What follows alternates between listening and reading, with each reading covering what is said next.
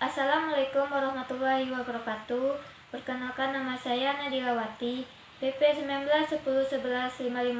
19101155110284 dari kelas akuntansi 7 akan membagikan video pembelajaran yang mengulas tentang materi sistem pendukung keputusan mata kuliah Sistem Informasi Manajemen, yaitu struktur keputusan. Struktur keputusan terbagi tiga. Yang pertama, terstruktur. Terstruktur adalah keputusan yang dilakukan secara berulang-ulang dan bersifat rutin.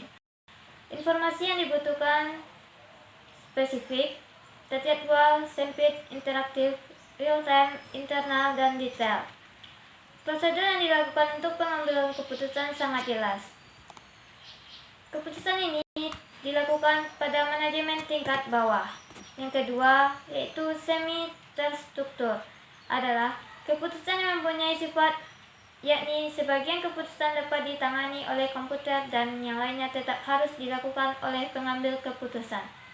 Informasi yang dibutuhkan polos, spesifik, internal, interaktif, real time, dan terjadwal. Yang ketiga, tidak terstruktur, adalah keputusan yang penanganannya rumit karena tidak terjadi berulang-ulang atau tidak selalu terjadi. Keputusan ini menuntut pengalaman dan berbagai sumber yang bersifat eksternal. Keputusan ini umumnya terjadi pada manajemen tingkat atas. Informasi yang dibutuhkan umum, luas, internal, dan eksternal. Selanjutnya yaitu karakteristik informasi. Terbagi tiga. Yang pertama, manajemen strategis, eksekutif, dan direktur. Yang kedua, manajemen teknis, manajer unit, direktur tim. Yang ketiga, manajemen operasional, manajer operasi, dan staff direktur tim. Aplikasi kecerdasan bisnis adalah aplikasi yang berdasarkan bisnis informasi yang dipersonalisasi dan tersedia di situs manajemen pengetahuan dan teknologi didukung keputusan. Aplikasi kecerdasan bisnis terdiri dari, yaitu yang pertama, sistem dukungan keputusan, merupakan sistem informasi berbasis komputer yang menyediakan dukungan informasi bagi manajer dan profesional bisnis selama proses pengambilan keputusan. Sistem dukungan keputusan menggunakan satu, model analitis, yang kedua, bisnis data khusus, yang ketiga, wawasan dan penilaian dari pengambilan keputusan itu sendiri, yang keempat, sebuah proses pemodelan interaktif berbasis komputer untuk mendukung keputusan bisnis semi terstruktur. Sistem informasi manajemen merupakan jenis yang sebenarnya dari sistem informasi yang dikembangkan untuk mendukung pengambilan keputusan manajerial. Yang ketiga, pemrosesan analitis online memungkinkan manajemen dan analisis untuk secara interaktif memeriksa dan manipulasi sejumlah data yang detail dan terkontrol. Yang keempat, menggunakan sistem dukungan keputusan. 4 jenis dasar aktivis pemodelan analitis. Yang pertama, analisis what if, yaitu mengamati berbagai perubahan terhadap variabel tertentu mempengaruhi variabel lain.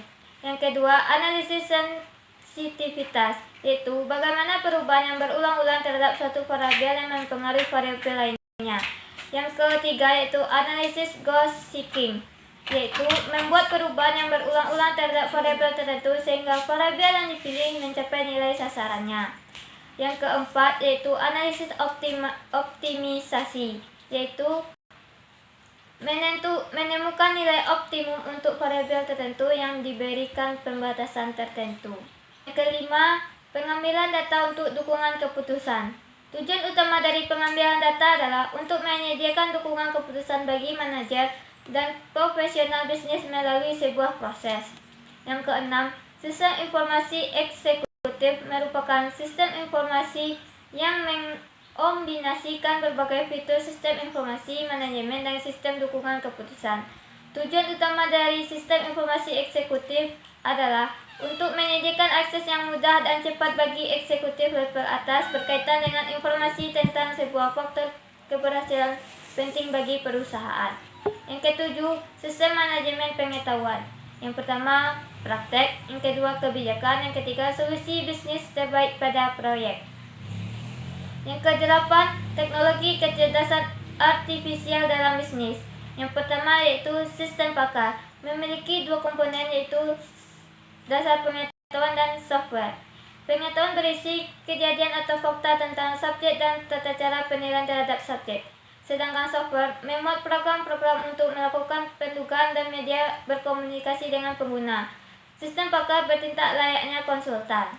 Yang kedua, jaringan neural merupakan model komputasi yang mempunyai kerja jejaring interkoneksi pada otak manusia yang disebut neuron. Yang ketiga, logika fuzi merupakan aplikasi yang sangat serius digunakan sebagai kecerdasan buatan untuk aplikasi bisnis. Metode fuzi bekerja layaknya manusia berpendapat karena seringkali manusia berpendapat yang bersifatnya subjektif. Yang keempat, penggunaan algoritma genetika khususnya berguna untuk perusahaan yang telah memiliki sejumlah solusi yang pernah dipraktekkan namun masih dinilai perlu untuk memilih mana yang terbaik dari sekian banyaknya solusi. Yang kelima, virtual reality merupakan simulasi dunia nyata via komputer.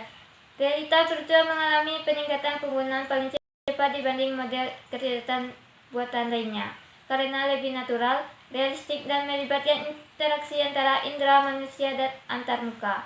Yang keenam, intelligent agent menggunakan expert system dan berbagai teknologi dalam kecerdasan buatan untuk mengartikan. Sekian video pembelajaran yang mengenai materi sistem pendukung keputusan. Jika ada kata-kata yang salah mohon dimaafkan. Saya sudahi dengan Assalamualaikum warahmatullahi wabarakatuh.